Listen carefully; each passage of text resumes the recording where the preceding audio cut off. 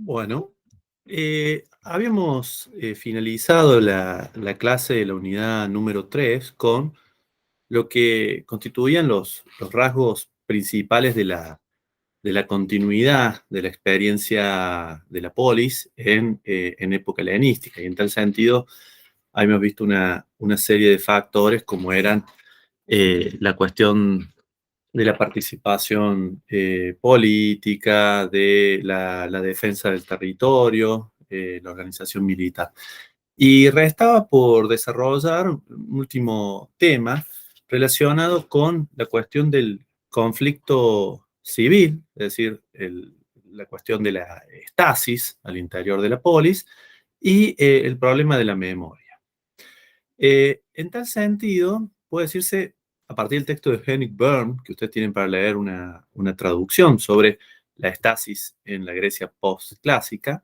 que fundamentalmente se han planteado tres tipos de argumentos a la hora de hablar de la estasis en la polis griega y en particular la polis griega helenística.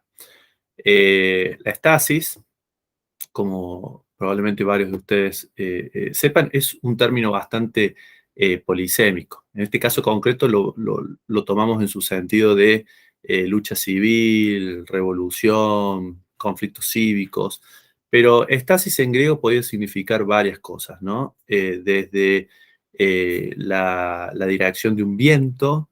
algún tipo de formación política o getaería o grupo de camaradería político al interior de la polis, una especie de protopartido, aunque partido es un término moderno que no aplica a la política en el mundo griego, pero también puede significar esto que abordamos ahora, conflicto dentro del cuerpo cívico. Y les decía que hay al menos tres grandes tipos de explicaciones para el fenómeno de la estasis en época helenística. El primero tiene que ver con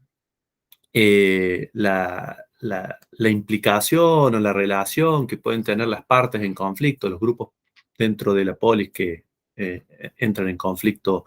armado, con guerras exteriores, con conflictos externos. Y en tal sentido, quizá uno de los máximos representantes de esta perspectiva ha sido Jürgen Deininger, con su estudio sobre el involucramiento de Roma en el mundo griego y la lucha faccional interna de las polis. Cómo había grupos dentro de la polis que se alineaban políticamente con los romanos y cómo había grupos dentro de las polis que se alineaban, por ejemplo, con Filipo V o con Perseo de Macedonia. Segundo gran modelo explicativo ha sido el de la desigualdad económica, las tensiones sociales y la lucha de clases. Y en tal sentido, bueno, eso ha sido una tesis bastante clásica y recurrente en la historiografía. Se puede mencionar, por ejemplo, en español, la traducción que está en el libro de Finley de John Briscoe, especialista inglés en Tito Livio, pero que tiene un trabajo sobre Roma y la lucha de clases en el mundo griego, donde justamente analiza, digamos, cómo Roma toma partido y apoya a determinadas facciones de politeuómenos y de hombres políticos de nivel económico elevado, a los grupos propietarios, frente a los grupos de tendencia más democrática y que estaban a favor de ciertos tipos de reformas y de cambios en el régimen de propiedad de la tierra, en la abolición de deudas que existían en determinados momentos. ¿Bien? Lo que, digamos, se rotula generalmente en la experiencia helenística como la política del neoterismos, es decir, de la innovación, del cambio, referido en algunos casos a la Constitución, en otros casos al régimen de propiedad de la tierra, a la participación en el cuerpo ciudadano, en las deudas, etc. Y otro texto interesante al respecto es el de Ricardo Martínez Lassi, publicado en 1995 en la editorial de la UNAM, en México, que es Rebeliones Populares en Grecia Helenística, que aborda, de hecho, justamente este problema. Aunque rechaza hablar en términos de lucha de clases, explícitamente, porque no cree que haya verdaderos partidos de masa enfrentados en torno a el problema de la transformación el cambio en el régimen, digamos, en la estructura de los medios de producción, ¿no? Y un tercer tipo de tesis es la que tiene que ver con las disputas y las luchas por el poder entre la élite, ¿no? Es decir, pensar la estasis como un conflicto que fundamentalmente permite dirimir pujas políticas entre grupos más pequeños, es decir, entre grupos facciones que pertenecen a la élite y que pugnan por acceder al poder. Bueno, todo este tipo de modelos explicativos tienen algunos más virtudes que otras, algunos han tenido un poquito más éxito que otros, pero al menos en términos generales, lo que nos dejan, sobre todo en cuanto los vemos aplicados de forma sistemática a la comprensión del mundo helenístico, es que todavía claramente valía la pena en los siglos posteriores a Alejandro Magno tomar el poder en la polis, ¿no? Es decir, en ese sentido hay una fuerte continuidad con la época clásica y la estasis puede ser leída a contrapelo como un signo de la vitalidad de la polis, ¿no? De este modelo explicativo que hemos venido analizando en el encuentro previo sobre la polis, que nace con Louis Robert y que se consolida con Philippe Gautier y otros historiadores, fundamentalmente pertenecientes a la historiografía francesa, pero podríamos sumar también a John Mas y a otros que también se alinean en ese sentido, que atacan de lleno la tesis tradicional de la muerte de la polis como la muerte de la práctica política en el mundo griego con la batalla de Queronea. Y que por otro lado también se posicionan frente a otros autores un poco más modernos como Paul Bain en El pan y el circo, su obra de 1976, donde se ponía el acento también en la despolitización de la polis y la patrimonialización de la política en manos de un cuerpo de élite que se va conformando como un régimen de notables hacia el final del periodo helenístico y comienzo del periodo romano, ¿no? Y habíamos visto que en realidad hay fuerte discusión en torno a si podemos entender a toda la Grecia postclásica o a todo el periodo helenístico en Grecia de la misma manera. Y si no es conveniente, en cambio,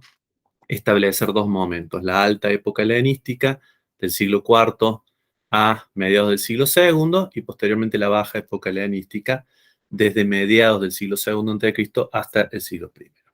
Pero concretamente con respecto a estos modelos, ¿no? Eh, vamos a decir que el texto que ustedes tienen para leer de Henrik Byrne, él sostiene que son los dos últimos, el 2 y el 3, los que tienen un poco más de fuerza explicativa. Y en tal sentido, hay, me parece, ejemplos mucho más concretos de la incidencia del factor económico, la disputa por la tierra, por las deudas y, en tal sentido, por la ciudadanía, porque no nos olvidemos que en la gran mayoría de las polis griegas, el ejercicio pleno de los derechos está atado a la propiedad de la tierra, ¿no? Al disfrute de la propiedad de la tierra. Ejemplos concretos de eso, les decía, podemos encontrar en varias fuentes. Podríamos mencionar, en tal caso, por ejemplo, el esfuerzo que hace Arato, luego del 251 a.C., Arato de Sición, cuando logra expulsar al último tirano de su polis para tratar de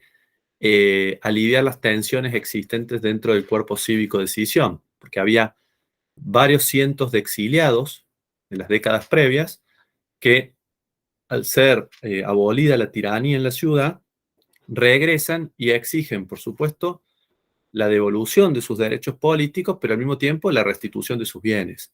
Y Arato se encuentra con un problema porque tiene que eh, armonizar la situación interna entre quienes se habían quedado en la polis, en muchos casos se habían quedado con los bienes de las personas que habían sido exiliados, otros que habían comprado esos bienes en el interín de buena fe,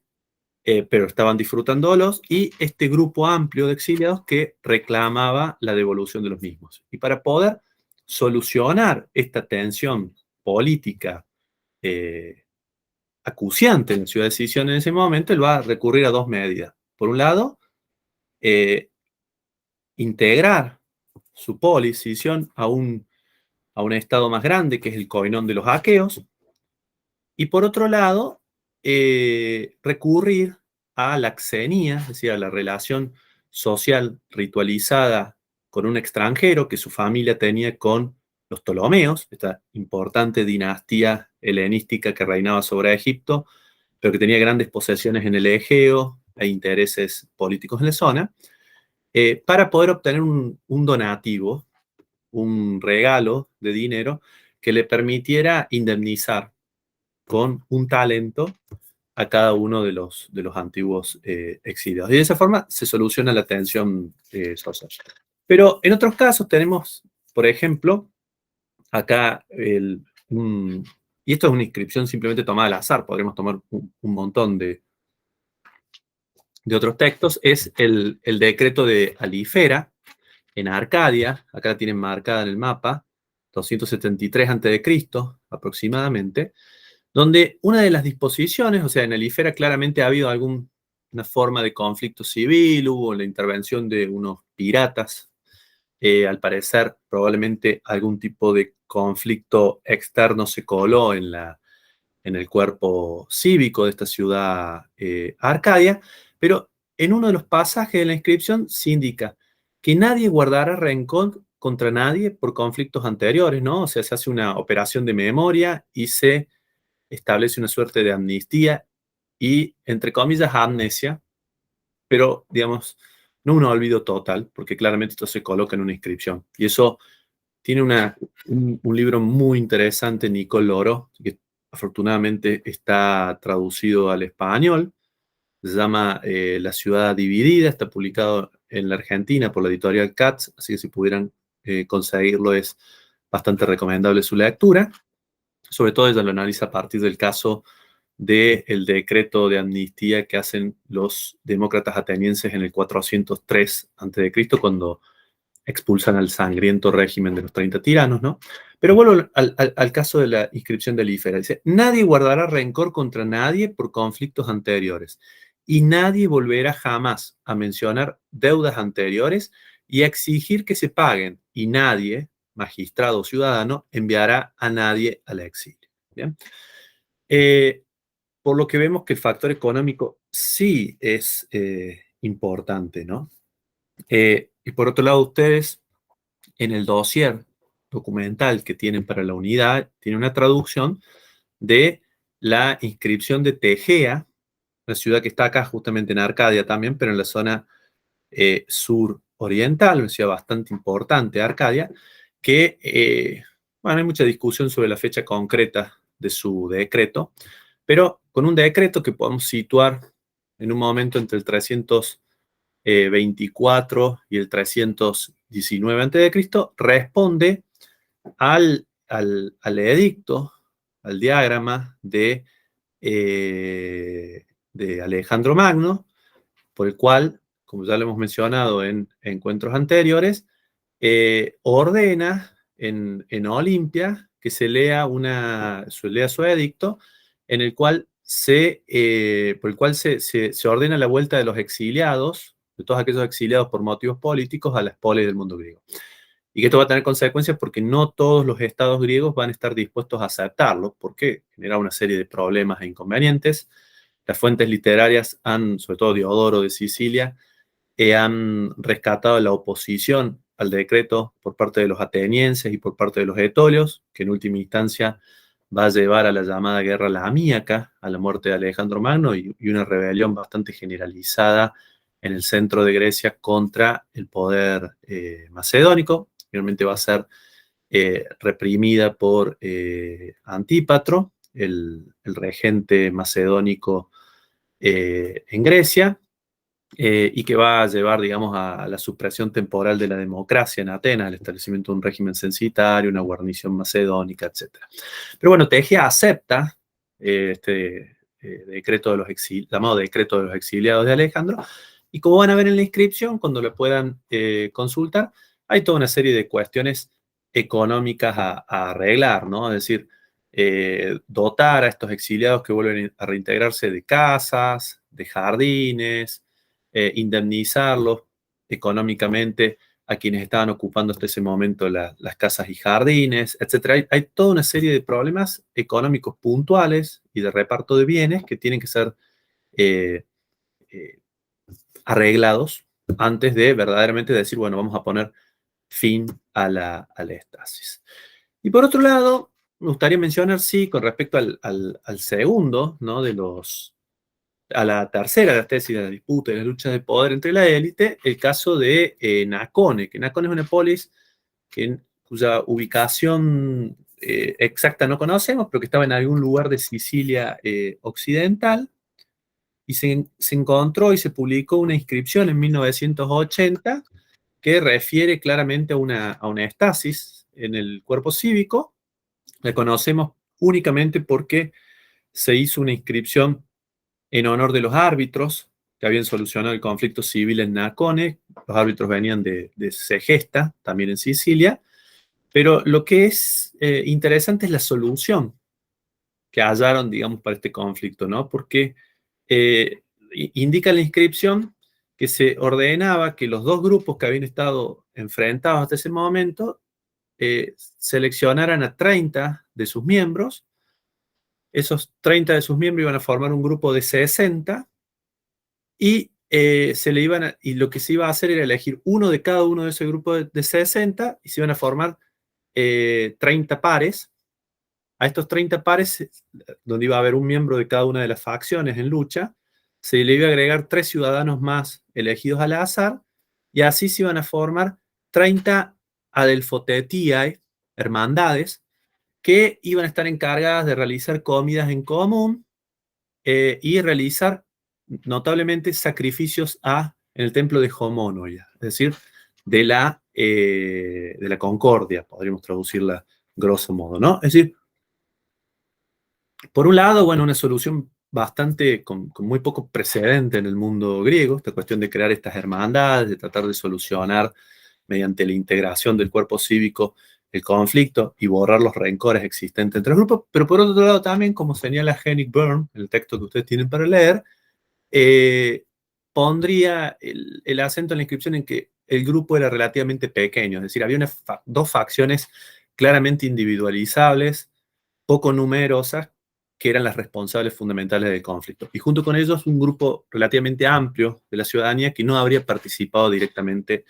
en el asunto, ¿no? Que seguramente fue una estasis, ¿no? Aunque la inscripción no utiliza concretamente el término, lo cual no es raro porque hay una cierta aversión en las fuentes griegas a la utilización del término estasis y generalmente se recurre a la sinonimia, ¿no?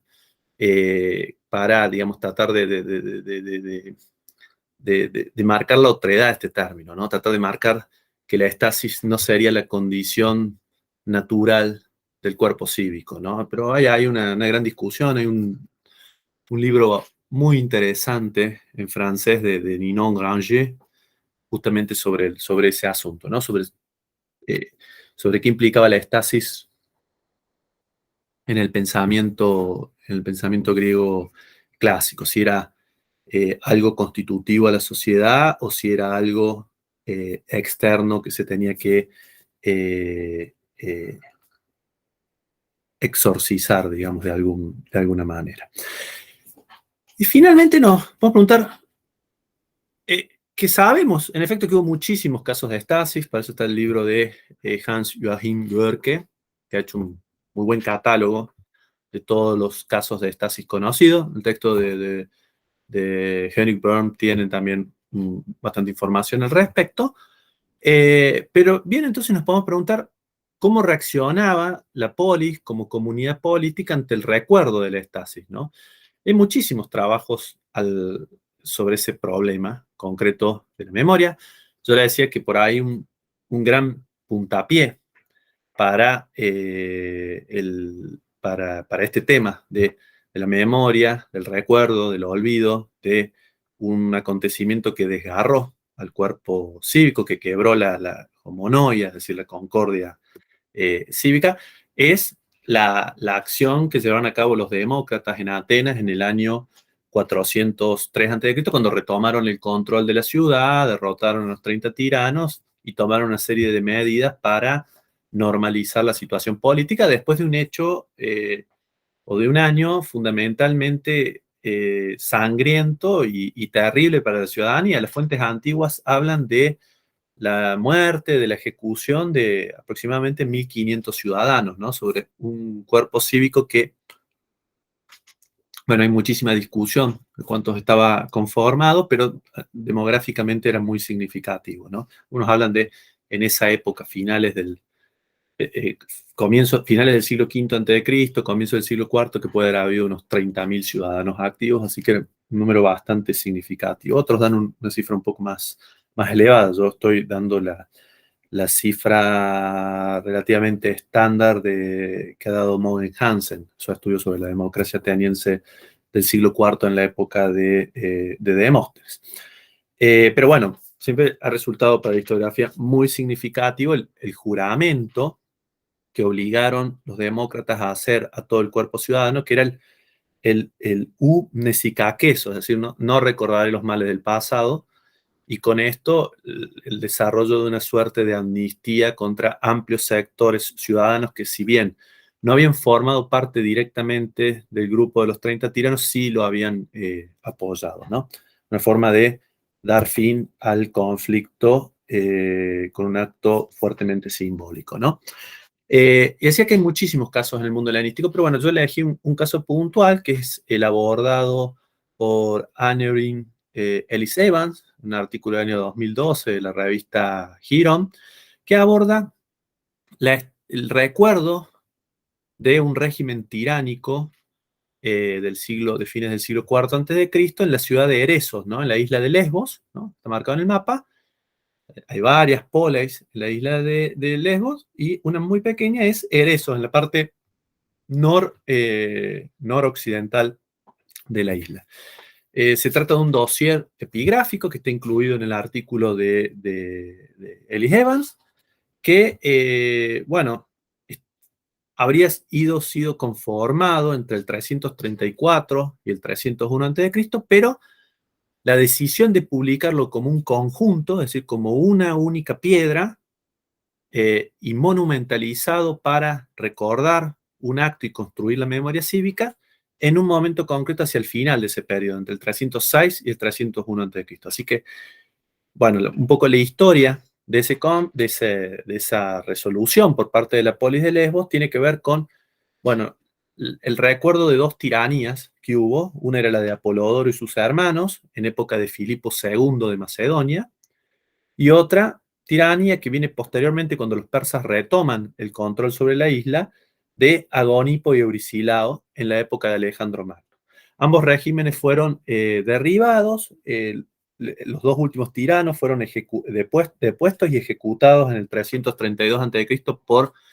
decisión del Demos, después de haber sido enviados encadenados a Egipto para que Alejandro Magno decidiera, y Alejandro Magno los había reenviado a Lesbos para ser juzgados. Pero a partir de ahí hubo una serie de cartas, una de Filipo III a Ridio y posteriormente otra de Antígono el Cíclope Monóftalmos, uno de los sucesores de Adotos de Alejandro Magno, bueno, solicitando que se permitiera regresar del exilio a los descendientes de estos tiranos, ¿no? Porque cuando se había ejecutado a estos tiranos, todas las familias habían sido exiliadas de estos individuos. Entonces estaban solicitando a sus descendientes regresar. En algunos casos, como vemos en la carta que manda Antígono Monóftalmos, casi unos 25 años después del hecho, ¿no? Y en ese momento se hace nuevamente una votación y se decide casi unánimemente que no se va a dar marcha atrás y que van a permanecer exiliados, ¿no? Pero hay toda una serie de operaciones de memoria en el hecho de publicar de forma conjunta estas cartas de los reyes y publicar los decretos tomados por la Asamblea del Pueblo en Eresos, que buscan, por un lado, mostrar la unidad política en torno a una decisión que podía bien ser polémica y cuyas consecuencias podrían haberse un poco eh,